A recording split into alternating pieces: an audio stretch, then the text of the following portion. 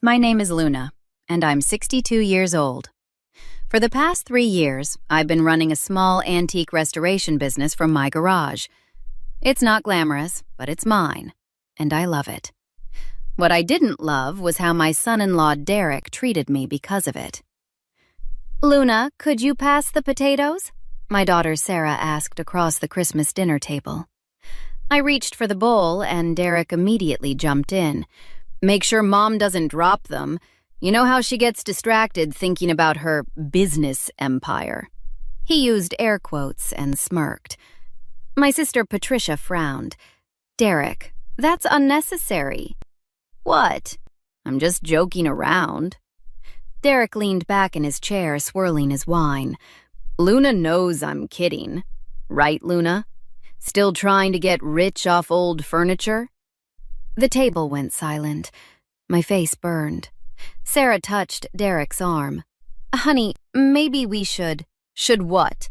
Pretend like your mother's little hobby is going to make her a millionaire?" Derek laughed. "She's been at it for 3 years and probably hasn't made enough to cover her electricity bill." "Actually, I cleared 40,000 last year," I said quietly. Derek's eyes widened mockingly. 40,000? Wow, you're basically Warren Buffett. He looked around the table. "Everyone, bow down to the antique mogul." My son-in-law had been like this since he married Sarah 4 years ago. He worked in commercial real estate and never missed an opportunity to belittle my business. But that night, something in his tone felt different, crueler, more desperate. "Derek, that's enough," Patricia said firmly. "Luna works hard." "I'm sure she does." Derek topped off his wine glass.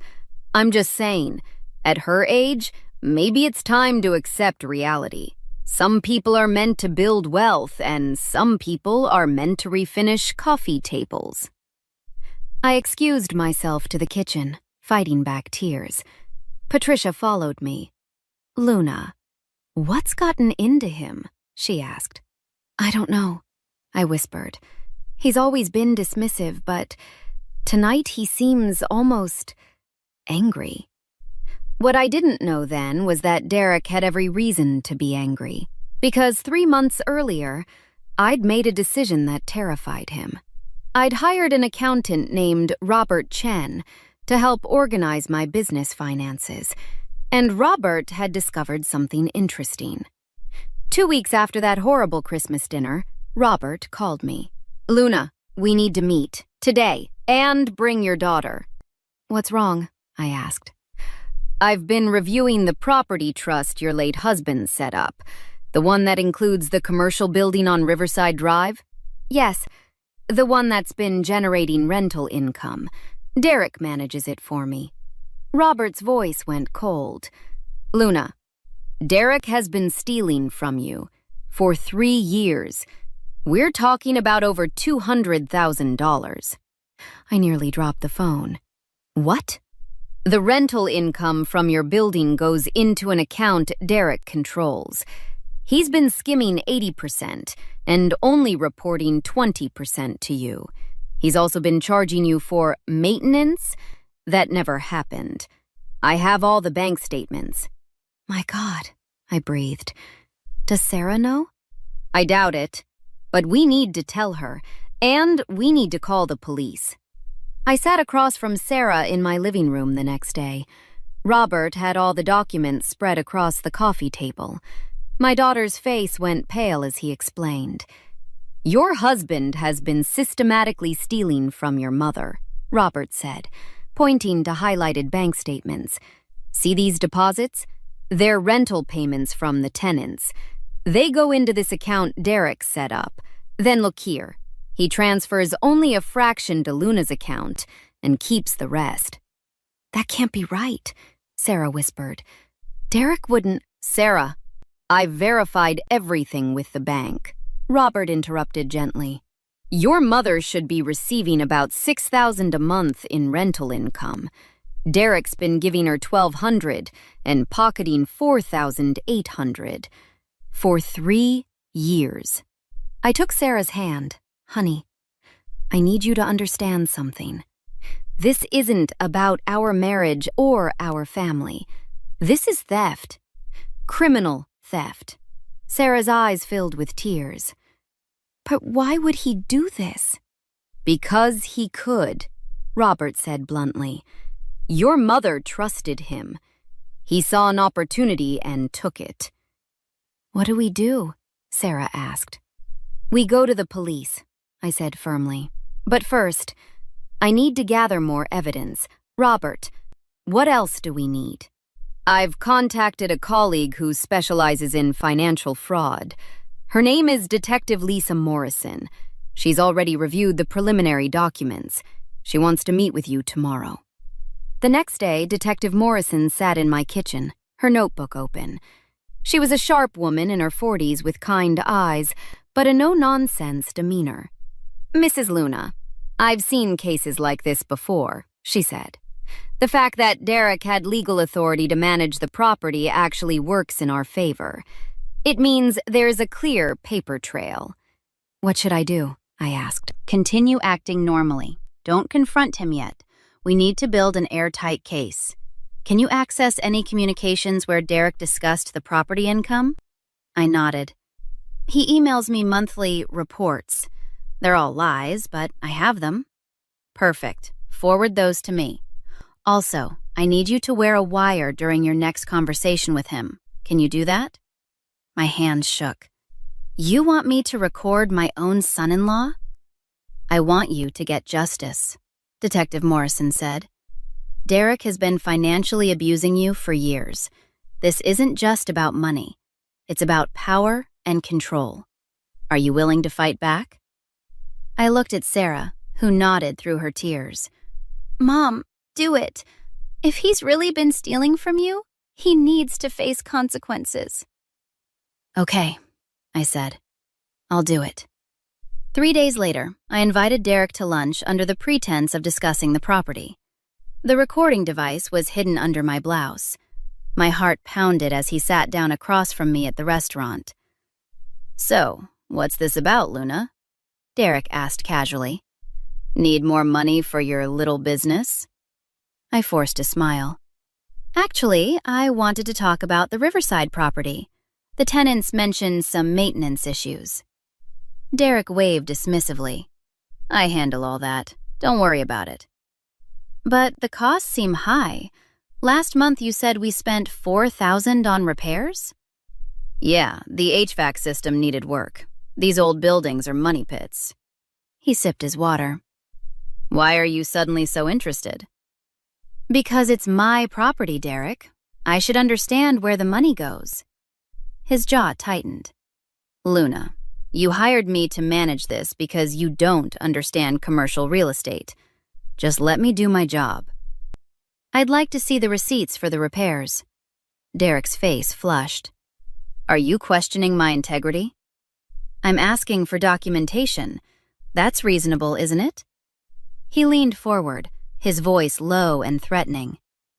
Listen to me very carefully.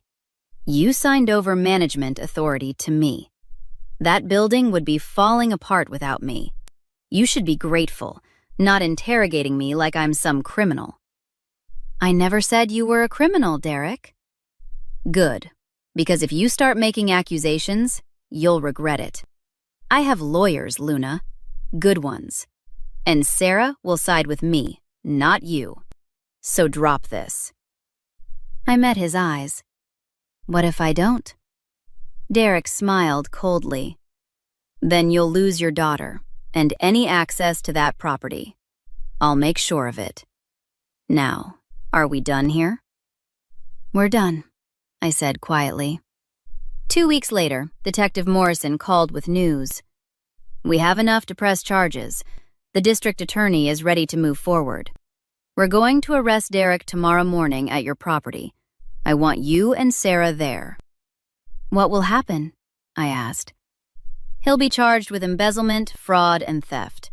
Given the amount and duration, he's looking at 5 to 10 years if convicted. But Luna, you need to be prepared. This will get ugly. The next morning, Sarah and I stood outside the Riverside property with Detective Morrison and 2 uniformed officers. Derek's car pulled up at exactly 9 o'clock. "What's going on?" Derek demanded, seeing the police. Detective Morrison stepped forward. "Derek Harrison, you're under arrest for embezzlement, fraud, and grand theft.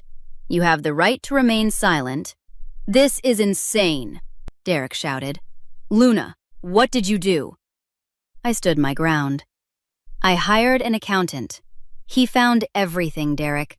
Every stolen dollar, every fake maintenance charge, every lie." Derek's face went white. "You're making a mistake. I can explain." "Explain to your lawyer," Detective Morrison said, handcuffing him. "And to the judge." "Sarah," Derek called out desperately. "Tell them this is crazy. Your mother's confused. She doesn't understand business." Sarah stood beside me, tears streaming down her face. "I saw the bank statements, Derek. Robert showed me everything. You SFOs from my mother, from our family." "It wasn't stealing. I was investing it. I was going to give it all back." "You were driving a brand new Mercedes and taking luxury vacations while telling my mother her business was failing," Sarah said, her voice breaking. "You humiliated her at Christmas dinner while you were spending her money." Derek's attorney, a slick man named James Fletcher, arrived as they were loading Derek into the police car. "Don't say anything, Derek," Fletcher barked. Then he turned to me. "Mrs. Luna, my client is willing to discuss a settlement. Drop the charges and we'll return the money." "No," I said firmly. Fletcher's eyebrows rose. "Excuse me?" I said no. Derek's going to face criminal charges. He stole from me for 3 years. He threatened me. He tried to turn my daughter against me. I want justice, not a settlement." "You're making a serious mistake," Fletcher warned. "Derek has resources. He'll pawn this." Robert stepped forward. "Actually, Mr. Fletcher, Derek's resources are mostly my client's stolen money. We've already frozen his accounts, pending the criminal investigation. So, unless you're working pro bono, you might want to reconsider your involvement." Fletcher's face tightened. "We'll see you in court." As they drove Derek away, Sarah collapsed into my arms, sobbing. "Mom, I'm so sorry. I should have seen it. I should have protected you." "This isn't your fault, sweetheart," I whispered. "Derek fooled both of us." Detective Morrison approached us. "Ladies, the hard part is just beginning. Derek's attorney will try everything to discredit you, delay the trial, and paint Derek as the victim. Are you ready for that?" I straightened my spine. "Absolutely." The trial took 8 months. The day of the verdict, Sarah and I sat in the courtroom with Patricia and Robert. The jury forewoman stood. "In the case of the state versus Derek Harrison, on all charges of embezzlement, grand theft, and fraud, we find the defendant guilty." Judge Williams looked at Derek sternly. "Mr. Harrison, you systematically stole from your mother-in-law for 3 years. You threatened her when questioned. You showed no remorse until caught. Please rise for sentencing." Derek stood shakily. "I hereby sentence you to 7 years in state prison, with eligibility for parole after 5. You will pay full restitution of $214,000, plus interest and legal fees. You are ordered to have no contact with the victim or her family." In the courthouse hallway afterward, Detective Morrison shook my hand. "You did it, Luna. You stood up to him and won." "I couldn't have done it without all of you," I said. Sarah hugged me. "Mom, I filed for divorce yesterday. My lawyers said with Derek's conviction it should be straightforward." "How are you holding up?" I asked. "Honestly, I'm relieved. I've been talking to a therapist, and she helped me see how Derek was manipulating me, too. He isolated me from you, made me doubt myself.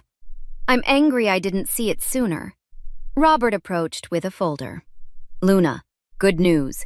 The court ordered Derek's assets seized. We've recovered $190,000. The remaining $24,000 will come from his prison wages. What about my property? I asked. Completely back under your control. I've set up proper management. You're looking at about $72,000 a year in rental income. Patricia laughed. Look at you, becoming Warren Buffett after all. A few weeks later, Sarah and I had lunch at the same restaurant where I'd recorded Derek's confession. Mom, Derek's attorney tried to contact me last week, Sarah said. He wanted me to write a letter supporting early parole. What did you say? I told him to go to hell. Then I wrote my own letter to the parole board, explaining how Derek manipulated and abused you. He won't get early parole if I have anything to say about it. I'm proud of you, I said. Robert joined us. Derek's attorney filed an appeal, but it was denied this morning. The conviction stands. There's more, Robert continued. Derek sent you a letter through his attorney, an apology. Do you want to read it? I took the letter and scanned Derek's handwriting, full of excuses, justifications, and blame. I tore it in half.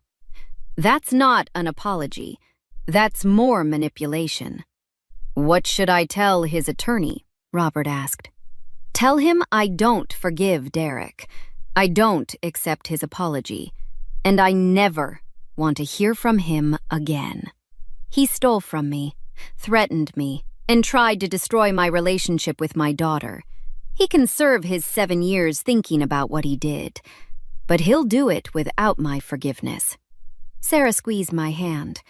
What Derek said at Christmas about you trying to get rich? He was projecting. He was obsessed with money. You just wanted to build something meaningful. Patricia raised her coffee cup.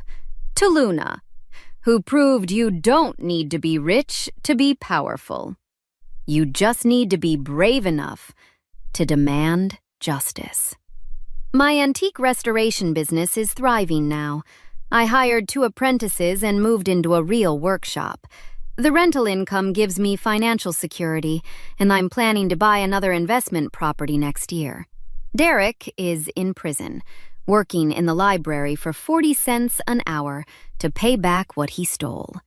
It'll take him decades. Sarah is rebuilding her life, dating cautiously, and became my business partner, handling marketing while I focus on restoration. I'm 63 now, and I've never been happier. I learned that revenge isn't about anger. It's about refusing to let someone get away with hurting you. It's about standing up and saying, no more. Have you ever had someone in your family betray your trust and steal from you? What would you have done in my situation? Like and subscribe for more stories about people who refused to be victims and fought back the right way.